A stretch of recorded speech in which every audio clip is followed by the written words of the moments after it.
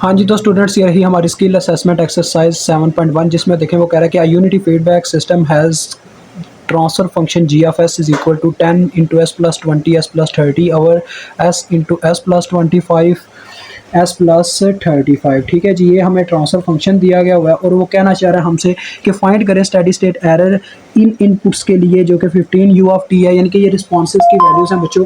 और उसके बाद है आपके सामने 15 टी यू ऑफ टी और एट द लास्ट है लास्ट में 15 T square you of T. ठीक है जी, तो ये प्रीवियस में सारा काम हम आपके सामने कर चुके हुए हैं। बस हमने यहाँ पे बच्चों क्या करना है देखें, मैं यहाँ पे पहले आपको यहाँ पे बता दूँ कि एरर को फाइंड आउट करने की इक्वेशन क्या होती है। स्टेडी स्टेट एरर को ई की power infinity e into infinity और limit S approaches to zero. ये मैंने आपको इसके थ्योरम में समझाया हुआ है कैसे ये इक्वेशन आती होती है, तो आप जाके समझ सकते हैं। S R S divided by 1 plus G of S, ये आपके पास मेजर इक्वेशन होती है जिसकी मदद से आप स्टेप पैराबोलिक और जो तीसरा होता है क्या नाम है अपना रैंप रिस्पॉन्सेज के एरर्स को फाइंड आउट करते हैं। अब वो आपको कैसे पता चलेगा, यानी कि इनमें से रैंप कौन सा स्टेप कौन सा, ये मैं आपको बताता हूँ। देखें, इन सब का आपने ना लैपलास ले लेना है। जिसके बटे में एस आएगा वो होगा बच्चों स्टेप, जिसके बटे में एस स्केयर आएगा वो होगा आपका रैंप, और जिसके बटे में एस क्यूब आएगा यानी कि रिजल्ट में वो होगा आपका पैराबोलिक। अब देखें, मैं फर्स्ट का लेने लगा लैपलास, यहाँ पे मैं ना अलहदा से कर रहा हूँ, ये आपका रफ अमल है। तो लैपलास लेता हूँ बच्चों किसका, 15 यू ऑफ टी का। तो यू ऑफ टी का सिंपल लैपलास लिया जाएगा। 15 तो एक कांस्टेंट नंबर है। यू ऑफ टी का बच्चों लैपलास क्या होता है, 1 ओवर एस, क्योंकि ये एक यूनिट स्टेप है। यूनिट स्टेप रिस्पांस का होता है हमारे पास लैपलास 1 ओवर एस। तो लिहाजा 15 ओवर एस आपके पास आ गया क्या जी, इसका लैपलास। तो 1 ओवर एस आएगा ना, वो 15 से बजरब होकर 15 ओवर एस हो जाएगा। तो ये बच्चों कौन सा रिस्पांस है, ये स्टेप रिस्पांस है, यानी कि ये आपको स्टेप एरर देगा 15 यू ऑफ टी।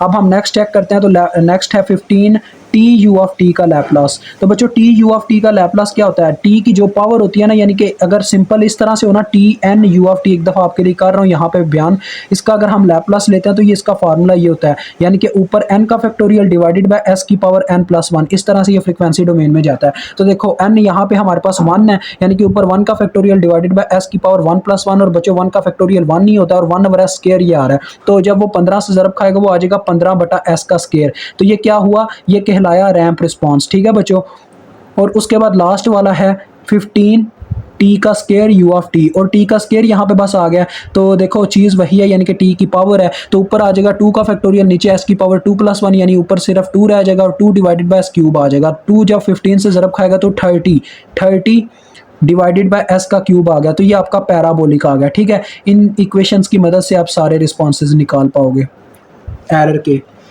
अब पहला मैं बच्चों स्टेप का निकालने लगा हूँ। फर्स्ट नंबर पे ये देखें आपके सामने ई क्या नाम था उसका यार, अपना step, E step at infinity, यानी कि स्टेप रिस्पांस का एरर इन्फिनिटी पे। तो बच्चों इसमें क्या होगा, बस ये होगा आपके आर एफ एस आपने निकाले हुए, ये आपके रिस्पॉन्सेज की वैल्यूज़ हैं, यानी कि इनपुट्स की वैल्यूज़ हैं आर एफ एस की, ये आपने यहाँ पे पुट करनी है। तो देखें, limit S approaches to 0 S into R F S. R F S आपके पास क्या है बच्चों, 15 ओवर एस स्टेप रिस्पॉन्स के लिए। तो डिवाइडेड बाय आ गया 1 प्लस जी ऑफ एस। ठीक है, ये तो अभी ऐसे का ऐसे ही रहेगा। नेक्स्ट स्टेप में क्या होगा बच्चों, देखो ये एस एस से काट के ऊपर सिर्फ 15 लिमिट अप्लाई कर देता हूँ। यहाँ ऊपर तो लिमिट अप्लाई नहीं होती क्योंकि ये कांस्टेंट है, 1 के ऊपर भी नहीं अप्लाई होगी, ये भी एज इट एज रहेगा। डायरेक्ट जाके लिमिट अप्लाई हो जाएगी जी ऑफ एस पे, क्योंकि इसके साथ है इसके अंदर एस मौजूद है, ये यहाँ पे जी ऑफ एस से हमें पता चल रहा है। ठीक है, तो इसका मतलब जहाँ जहाँ जी ऑफ एस में एस मौजूद है वहाँ वहाँ हमने बच्चों 0 पुट कर देना। देखो ये आपके पास जी ऑफ एस है, अगर मैं इसके ऊपर लिमिट अप्लाई करता हूँ, क्योंकि मैं यहाँ पे नहीं करूँगा बच्चों, ये आपने ना साइड पे ही कहीं निकालते जाना 1 बाय 1 स्टेप में। ठीक है, यानी ऐसे कर लीजिएगा, एक नीचे साथ में स्टेप रखिएगा, यानी एक लाइन पे ना आप लिमिट फाइंड आउट कीजिएगा। Limit S approaches to 0 G of S, यानी कि लिमिट अप्लाई करके ना आप बताइएगा उसको किस तरह से जी ऑफ एस का आंसर 0 आता है। ठीक है, सॉरी जी ऑफ एस का आंसर 0 नहीं आता, ये बताइएगा मतलब क्या आंसर आता है।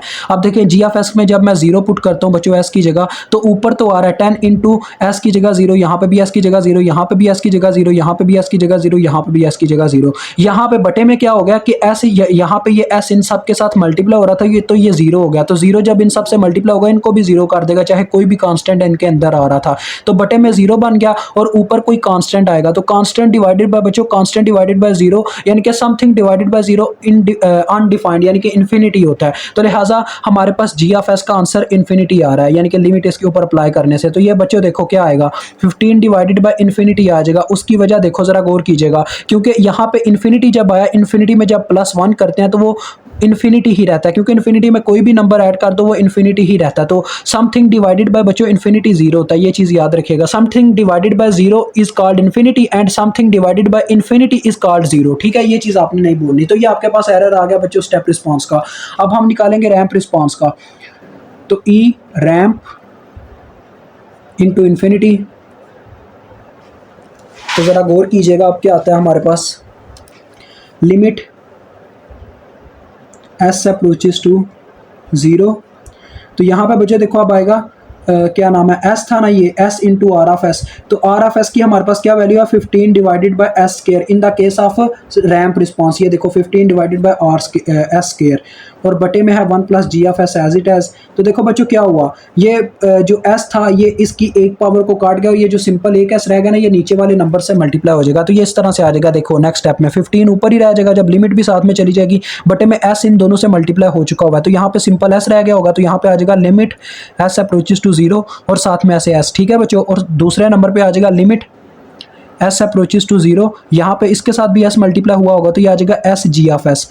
अब आपने क्या करना है बच्चों, मैंने ये चीज़ तो पहचान लिया है कि कुछ भी कर लो लाइन फिर भी ज़ाया हो जाती है। तो मैं पहले क्या करूँगा, यहाँ पे एस जी ऑफ एस निकालूंगा, ठीक है। देखो जब मैं एस जी ऑफ एस निकालता हूँ तो क्या होता है, ये एस इसके साथ मल्टीप्लाई हुआ यहाँ पे होल टर्म के साथ, तो एस एस से काट जाएगा, बटे में सिर्फ ये रह जाएगा, यानी 10 into S plus 20 S plus 30 divided by S plus 25 S plus 35, ये आपके पास आ जाएगा, ठीक है। अब जब आप इसमें लिमिट अप्लाई करोगे, यानी कि अब आप इसमें लिमिट अप्लाई करोगे, limit S approaches to zero, तो नेक्स्ट स्टेप में क्या होगा, यहाँ पे अभी हमने लिमिट अप्लाई नहीं की, तो यहाँ पे मेंशन करेंगे अभी लिमिट को, limit S approaches to zero. जब अप्लाई करते हैं तो फिर ये खत्म होती है, यहाँ से लिखा नहीं जाता फिर इसको।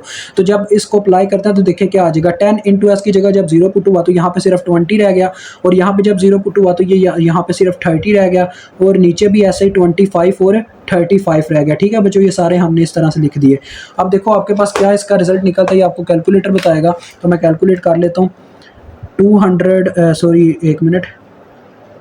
10 मल्टीप्लाई बाय 20, ये 200 आ जाएगा ना, 200 multiply by 30 divided by 25 into 35।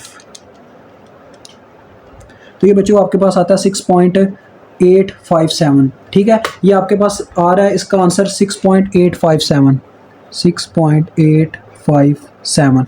अब यहाँ पे ऊपर जब आते हैं तो देखो हमने वैल्यूज़ पुट की, यहाँ पे जब लिमिट अप्लाई होगी तो ये तो ज़ीरो हो चुका होगा, ज़ीरो प्लस इसकी लिमिट आपने चेक कर लिया, क्या रिजल्ट लाती है, 6.857 आपका आंसर आता है, ठीक है। तो अब 15 को इस नंबर से डिवाइड कर दो, 15 डिवाइडेड बाय दिस, तो बच्चों आपके पास आंसर आता है 2.1875, और आप ये कंपेयर करके देख सकते हो अपनी बुक पे, यही आपका आंसर है, ठीक है, 1875। ये आप देख सकते हो, ये आपका आ गया रैंप रिस्पॉन्स का एरर, ठीक है। अब हम निकालते हैं थर्ड नंबर, यानी कि third number means third error, e parabolic error, parabolic response error. इसमें बच्चों क्या होगा, इसमें बस ये होगा कि रिस्पांस चेंज हो जाएगा। रिस्पांस क्या आया था पैराबोलिक वाला, वो था 30 डिवाइडेड बाय एस क्यूब। तो यहाँ पे एस इंटू लिमिट पहले लिखनी थी मुझे, limit S approaches to zero, फिर है S into R of S. R of S की जगह क्या पुट हो गया बच्चों, आर ऑफ एस की जगह अब ये पुट हो जाएगा 30 डिवाइडेड बाय एस का क्यूब, और बटे में आ जाएगा आपके पास 1 प्लस जी ऑफ एस। तो अब देखो अब क्या होता है, अब ये एक एस कटा और यहाँ पे एस का स्केयर रह गया, अब एस स्केयर नीचे वाले नंबर से मल्टीप्लाई हो जाएगा, ऊपर रह गया बच्चों 30 और नीचे आ गया देखो लिमिट अप्लाई कर दी मैंने, limit S approaches to zero, ठीक है। और यहाँ पे बन चुका था एस का स्केयर, और यहाँ पे देखो आगे क्या हो गया, limit S approaches to zero, और इसके साथ भी s square g of s आ गया। अब देखो बच्चों इसका मतलब है मुझे बस एक एस का इजाफा करना है इस फॉर्म में, ये जो मैंने आगे की थी। अब इसको अगर मैं एस स्केयर करता तो एक एस तो नीचे वाले से कट चुका हुआ था, तो यहाँ पे 10 के साथ एक एस बच चुका होना था जिसने ऐसे मल्टीप्लाई हो जाना था। ये 10 नहीं था ना यार, मैं गलती तो नहीं कर रहा, 10 नहीं है, 10 नहीं है।